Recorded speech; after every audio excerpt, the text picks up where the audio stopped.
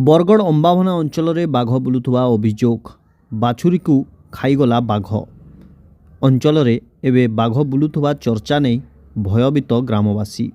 बरगड़ जिला अंबाभना block Dungri grammar Chandi मंदिर निकटरे गत दिन में भोर समय एक बाछुरी को बाघ मारी खाइतिबा अभियोग होइछि। ग्रामर प्रत्यक्षदर्शी कहिबा अनुसार 3 ରୁ 4 फुट उच्चता थाई चिताकटा महाबल बाघ होइथाइ पारे बोली जणाइछन्ति ग्रामवासी।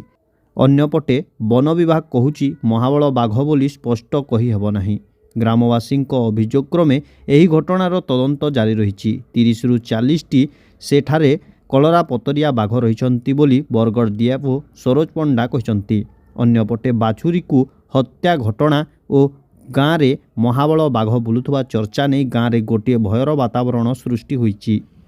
हाँ मोर ना सावित्री भुए आउ हमें डुंगरी गाँव रो आउ गादा मोर रखी 10-14 पट गादा मोर रखी आउ ताकू पुसी पाली पालन लालन करी चोरा चोरी करी रखी आउ राति 1-2 बजे आड़के बाघ आसिकी ताके घिची नहीं ताके चिड़ी पारिकी खाई नहीं कजा कपसा खाई नहीं देते रक्त के सुसी नहीं ताके पके देखे आम सरकार के कहूँ जे आज देखिकी फोटो फुटा नहीं देखी दुखा करी जेनटा हेबा गोटे योजनाटे करी जेनटा बनवा सरकार तरफु तापने 2 पैसा मिलू। मोर ना राजीव विश्वाल ग्राम बोंगापाली मुई डुंगरी के ड्यूटी होता बेले गोटे बाघटे देखली कारण पूरा अंटे डेंग थिला आ पूरा डणा पड़ी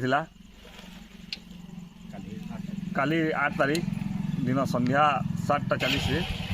आउ एचे दिन राति जना आले दिन सकाळ जना पड़ला जे गोटे गाय गोटे के खाई देछि।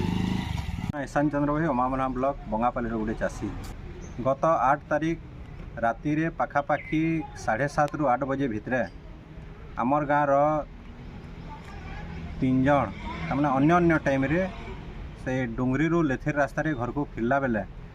हे डुंगरी रास्ता रे ही तमाने चंडी मंदिर कहा जाए डुंगरी बस्ती पाखरे से पाखे गोटे विशाल तमाने महाबल बाघ तमाने रास्ता रे थिला सेटा देखले। परवर्ती समय रे जड़े ड्यूटी के आसूला आमर से गाँव पिलाटे से भी जिते बेले आसूला से बाघटा टिके जस्ट आगको आसिकी फेर रोड ऊपर मझा रोड रे पिच रास्ता रे थिला जिते बेले आमे वन विभाग मान को जनालो ये कथाटा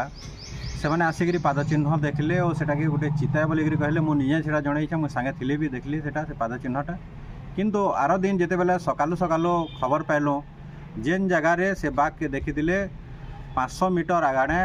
से चंडी मंदिर पाखरे डुंगरी बस्तीर गोटे चाषी जी कि गाय 15 पट 16 पट रखी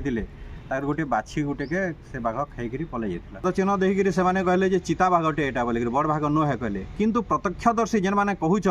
आमर गाँव जेन 3 जन कथा कहूँ से स्वचक्षुरे देखीछन से चिता बाघ नुहे से पूरा लम्बा लम्बा तार डढ़ा डढ़ा गार पड़ता से जेनटा कहते अंटे डेंग रहा पूरा बहुत बड़ लम्बाटा गोटे बाघ बोली पूरा आम हाथकिले कहूँ पूरा महाबल बाघ से सीसी कैमेरा लगाबार कथा स्थाने स्थाने रोड रास्ता किंतु कौन सी माने आखि दृश्य पदक्षेप नबार भली आमको अनुभव ना।